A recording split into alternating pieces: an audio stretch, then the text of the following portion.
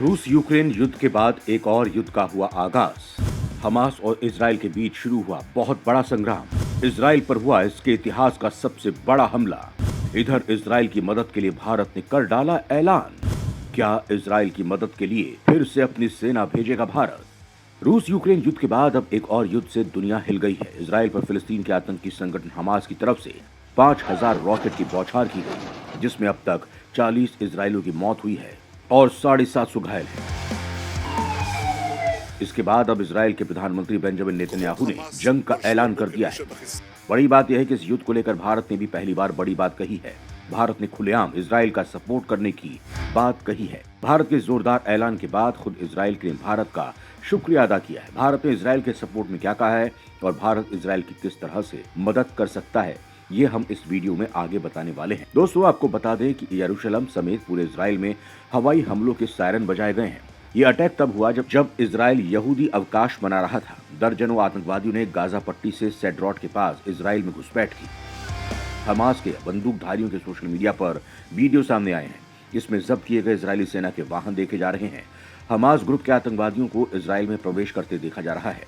Israeli सेना ने कहा कि बड़ी संख्या में आतंकवादियों ने इजरायली क्षेत्र में घुसपैठ की है। इजराइल हमास को आतंकवादी समूह मानता है। सेड्रॉट में कई इजरायली नागरिकों की गोली मारकर हत्या की गई है। कुछ गंभीर रूप से घायल हो गए हैं। कई सैनिकों को उनकी बैरक में गोली मार दी गई है। हमास ने दावा किया है कि उन्होंने कई लोगों समेत इजरायली जनरल निम्रोद अलोनी को बंधक बना लिया है। बंधकों की संख्या इतनी है कि उनके बदले वो इजराइल की जेल में कैद सभी फिलिस्तीनियों को छुड़वा सकते हैं। हमास ने इजराइल के खिलाफ अपने ऑपरेशन को अल अक्सा फ्लड नाम दिया है। वहीं इजराइल की सेना ने हमास के खिलाफ स्वॉर्ड्स ऑफ आयरन ऑपरेशन शुरू किया है। यरूशलेम पोस्ट के मुताबिक हमास लड़ाकों ने कई इजरायली कस्बों पर कब्जा कर लिया है। इजराइल का फिलिस्तीन पर युद्ध का ऐलान। इजराइल बोला, बड़ी कीमत चुकाएगा हमास। इस बीच इजराइल के प्रधानमंत्री नेतन्याहू ने बड़ा बयान दिया है। उन्होंने साफ कहा कि हम युद्ध में उतर गए हैं, ये कोई ऑपरेशन नहीं है। हमास ने इजराइल और उसके नागरिकों के खिलाफ जानलेवा हमला किया है। मैंने सबसे पहले घुसपैठ करने वाले आतंकवादियों की बस्तियों को साफ करने का आदेश दिया। इसके अलावा बड़े पैमाने पर हथियार जुटाने के लिए कहा है। दुश्मन को ऐसी कीमत चुकानी पड़ेगी जिसके बारे में उसने कभी सोचा नहीं होगा। इजरायली पीएम बेंजामिन नेतन्याहू ने हमलों के बाद एक वीडियो बयान में कहा कि देश युद्ध में है। नेतन्याहू ने कहा, हम युद्ध में हैं और हम जीतेंगे। उन्होंने जोर देकर कहा, कोई ऑपरेशन नहीं, कोई राउंड नहीं, बल्कि युद्ध है। आपको बता दें कि शनिवार सुबह फिलिस्तीनी आर्म्स ग्रुप हमास ने गाजा पट्टी से रॉकेट हमलों की झड़ी लगा दी थी। ये हमले इजराइल पर किए गए। हमास ने इन हमलों की जिम्मेदारी ली और इजराइल के खिलाफ सैन्य कार्रवाई बताया है।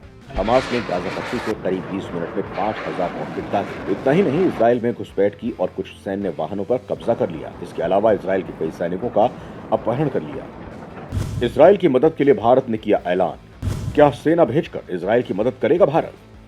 इजराइल पर हुए आतंकी हमले की खबरों ने सबको दहला कर रख दिया है। यूरोपियन यूनियन के देशों की तरफ से जो हमले की निंदा की गई है, तो भारत ने भी इस पर प्रतिक्रिया दी है। भारतीय प्रधानमंत्री नरेंद्र मोदी ने एक्स हैंडल पर इजराइल के नाम संदेश लिखा और कहा कि भारत इस मुश्किल समय में इजराइल के साथ है। इस पर इजराइल के राजनयिक ने भारत का शुक्रिया अदा किया है।